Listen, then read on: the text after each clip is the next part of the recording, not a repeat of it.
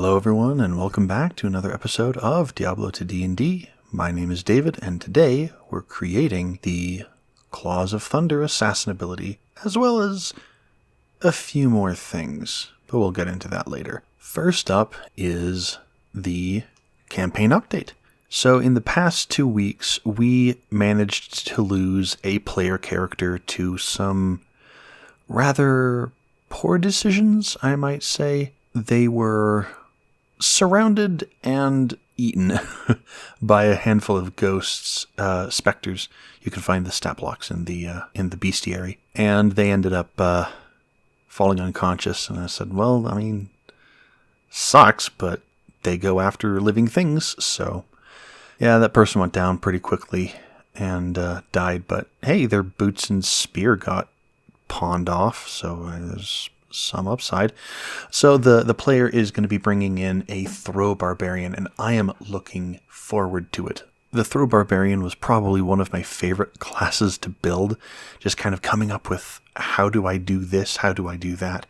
So we'll see how well it actually works. We've got another Barbarian in the party, but he's a Weapon Master.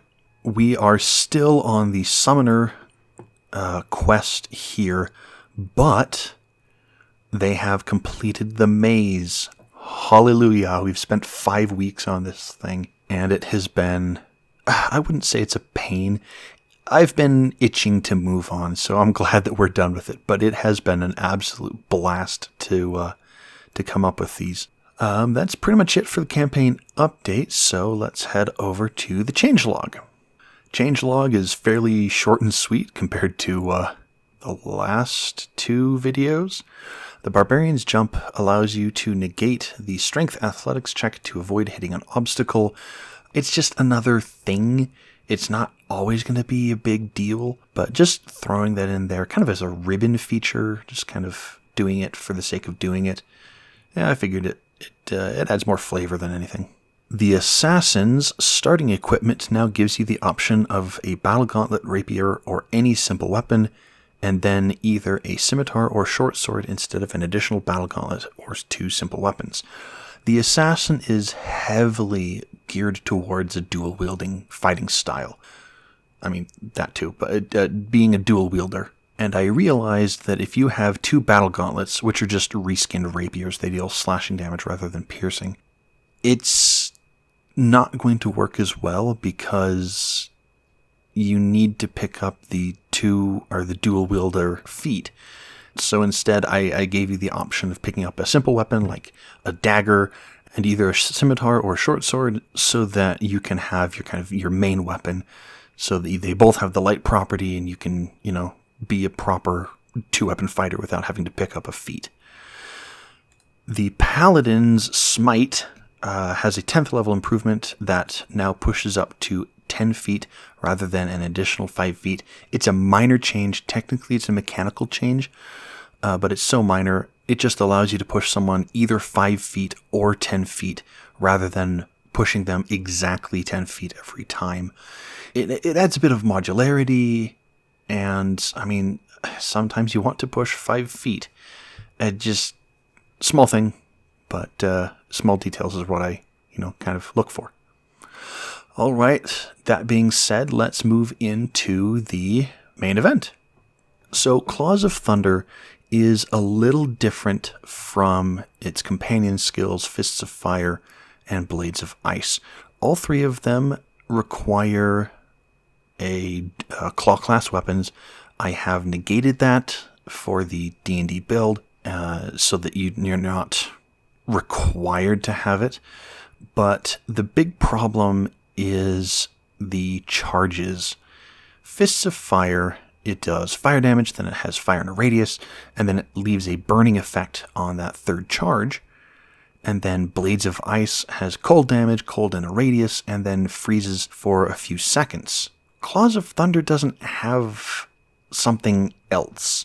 It just is lightning damage, damage in an area, damage in an area. That's just what it does, which is normally fine, but Phoenix Stance in the Martial Arts Assassin and the current build already gives you an area of effect.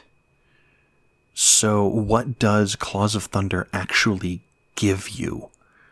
And I brainstormed for a long time, and I couldn't come up with anything that would actually work. So I will probably be functionally changing the skill. The reason I'm going with a functional change rather than trying to make this work is, one, I just kind of want to get this build done so that I can actually do some more tweaks, but also because I just don't think there's nothing that I can grasp onto that's going to make it a really big difference without causing all sorts of mechanical issues with the build.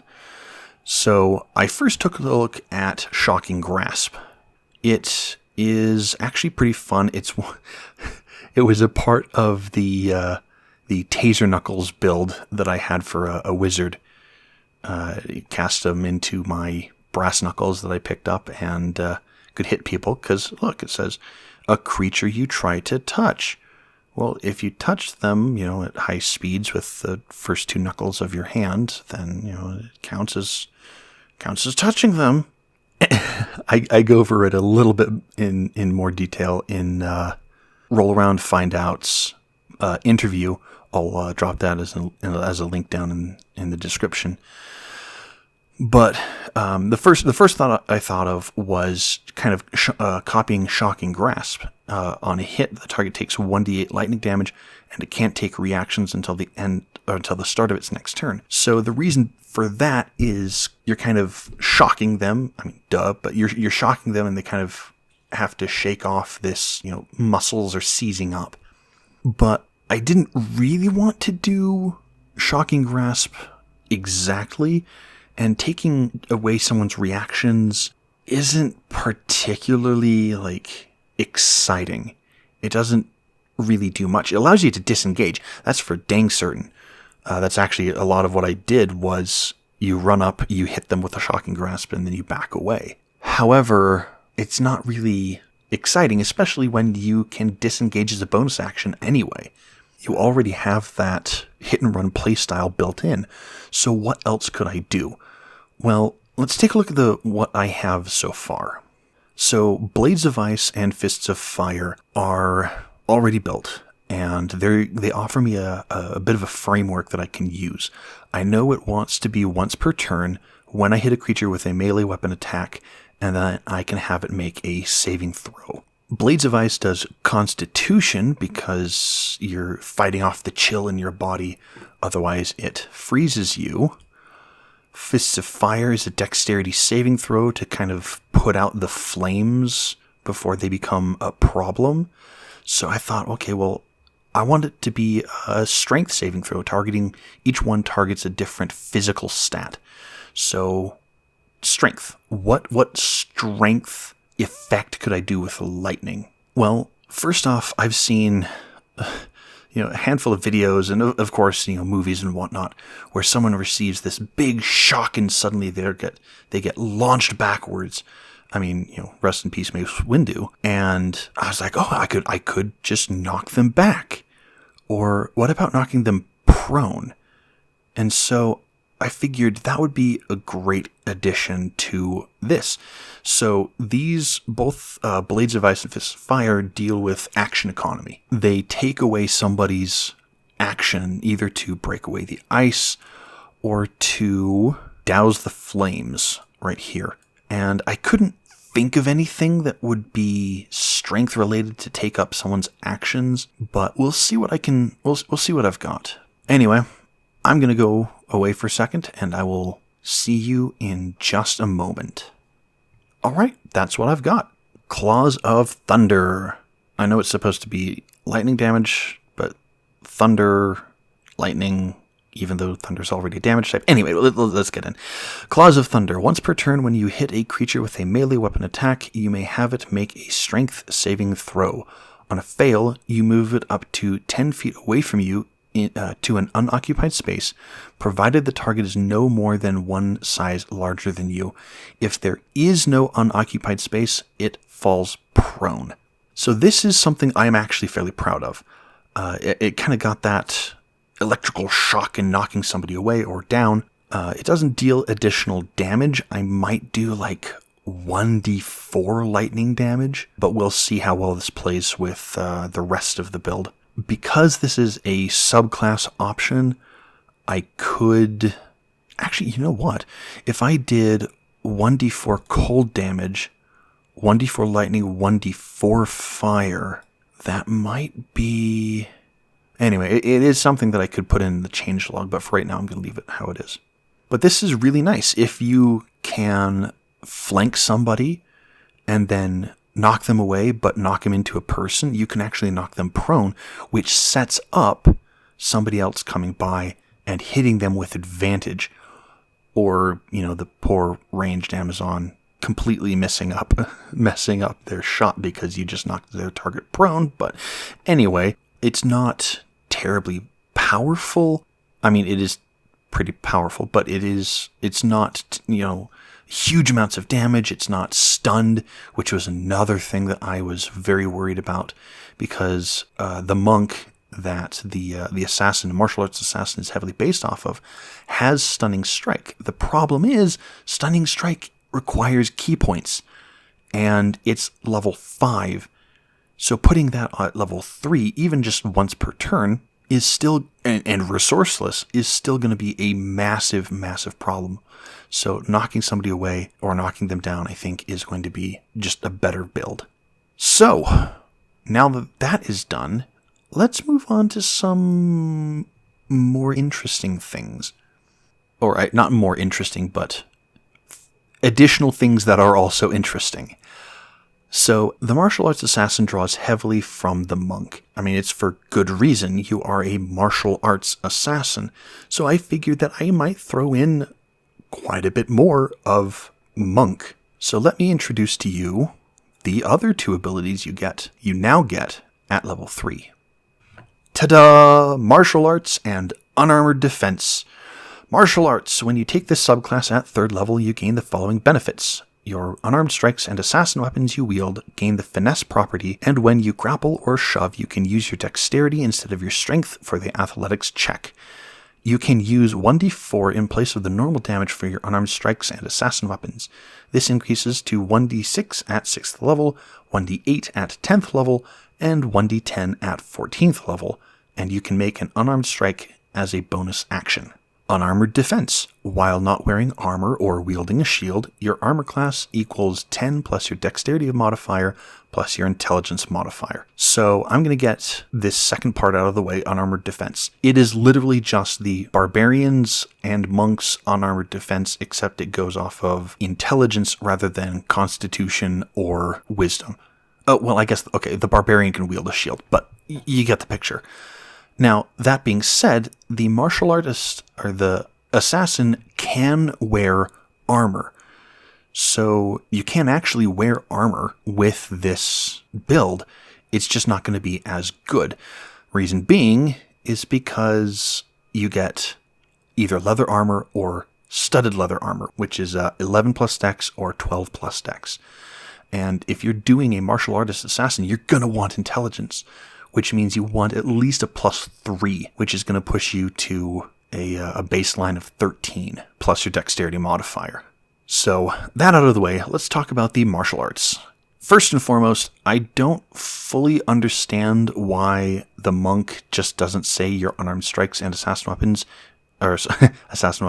monk weapons, gain the finesse property. It would be so much simpler rather than saying you can use your dexterity instead of strength for the attack and damage rolls and whatnot. It's an easy enough fix if I find out why, but for right now, just to save on word count, I'm throwing that in there. Now, the second part right here, when you grapple or shove, you can use dexterity rather than strength for the athletics check. It is a part of the 2024 monk build, but I probably would have put that in there even if they hadn't come out with this, because I've done martial arts, and knowing it's not just a matter of strength of being able to grab the person and push and pull with your muscles, but knowing where to push and knowing how to push and how much weight you need to put in the right place If you're picking somebody up, that's strength. But if you're slamming your hip into them and rotating your body, putting your foot right behind their heel, you're going to knock them to the floor. That's dexterity. Sure, it requires strength, but it's still dexterity. So being able to grapple or shove using dexterity, absolute peak. I love it. The second part here, you can use 1d4 in place of the normal damage. That is traditional monk. That has been in there since the beginning. Now, the scaling is different. Instead of bringing up this massive table, levels 1 through 20, I just said, basically, when you get subclass features, they go up an additional die. This does mean that there is some funkiness with the scaling. Let's take a look. So this is the 2014 build. Third level, you get 1d4, but since it is a base class feature, you get it at first level, and then you keep 1d4 up to fourth level, and then at 5th through 10th is 1d6, 11th through 16th is 1d8, and 17th through 20th is 1d10. Now, the other one, the 2024 version, keeps the same level progression, but bumps it up by an additional step. So you get the die 4 levels earlier, or however many levels it is. So that causes some weirdness, because at level, let's take a look at the 2014. At third level, it's 1d4. At 6th level, it's 1d6. And then at 10th level, it's 1d8. See here, you get 1d8 at 11th level. And then 14th, it's 1d10. But your d10 is 17th level. You're getting it 3 levels earlier. Whereas for the 2014 version, you get 1d4 at, that's 4th. At 3rd level, which is less damage, you get 1d6 at 6th level, which is less damage. You get 1d8 at 10th level, which is that same one, but it's the end of your progression. And then you get 1d10 at 4th level, and that is right in, or 14th level, and that's right in the middle of your d10 progression. So it's not, it's this odd mix of weaker in the early levels and more powerful at the end, or more powerful in the early levels and weaker at the end. Well, I don't mind it terribly much. I think it's perfectly fine to do. I mean, I could just make a table and put that in there, but I think it's fine where it is. Anyway, so for this unarmed strike as a bonus action, the thing about this one is with the 2014 version, you can make 3 attacks. You make, well, I mean, when you get extra attack at 5th level, but you can make 2 attacks as your action, and then an unarmed strike as a bonus action. Or if you have 2 weapons, you can take your 2-weapon fighting. But this does open up the ability to have your rapier or battle gauntlet in one hand, and then just hitting somebody as an unarmed strike as a bonus action. So you get a little bit more play with what build you want to do. But with the 2024 version, you can have a weapon with the nick property, which I think is the short sword. Yeah, so you can go, you attack twice with your scimitar, then you attack with your short sword because it has the nick property. Your 2-weapon fighting can be a part of your action rather than your bonus action. And then with this, you can make an unarmed strike as a bonus action and get 4 attacks at 3rd level. Now, that being said, you don't have access to weapon mastery properties. However, the assassin might get one because of finesse mastery. I might just change that instead of additional damage to actually gaining the weapon mastery properties to 1, cut down on the additional damage, but also because this is claw mastery. It's originally called claw mastery. And so, I mean, it's mastery over that particular weapon, so, you might get something. So I think that's pretty much it. Oh, something to note here. Finesse mastery will not work with your unarmed strike. Yes, your unarmed strike gets the finesse property. The problem, though, is that it is not, your unarmed strikes are not weapons. Your fists, or your head, or your elbows, or knees, or feet, or whatever, they're not weapons. So you're not going to get the finesse mastery damage with your unarmed strike. However, you can still use it with your offhand weapon. So you can have short sword and dagger, or 2 short swords. So it kind of feels like somewhat of a ribbon feature until that 2024 edition gets worked into this. But hey, it's something at least. Now, eventually, I'm going to end up doing these finishing moves. And part of the reason why I brought up the martial arts and unarmored defense is because I think 3 of these, let's see, Dragon Flight, Dragon Talon, Dragon Tail, all require, or they scale, the damage scales off of your boots in Diablo 2 because they're kicks, not weapon attacks. Dragon Claw goes off of your weapon. It goes off of your claws. You have to be dual-wielding claws. Whereas the other 3 are, in D&D terms, unarmed strikes. So I don't think I'm going to require you to have something. I'm not entirely sure what exactly I'm going to do for the finishing moves. But, I'll cross that bridge when I get to it. So for right now, I think I will end it there. You can find me at XenosFan2, that is XENOZFAN2, on Twitter and Reddit, and you can contact the channel directly at Diablo TODND on Twitter and YouTube. Thank you much for watching, and I will see you in the next one. Have a good whatever.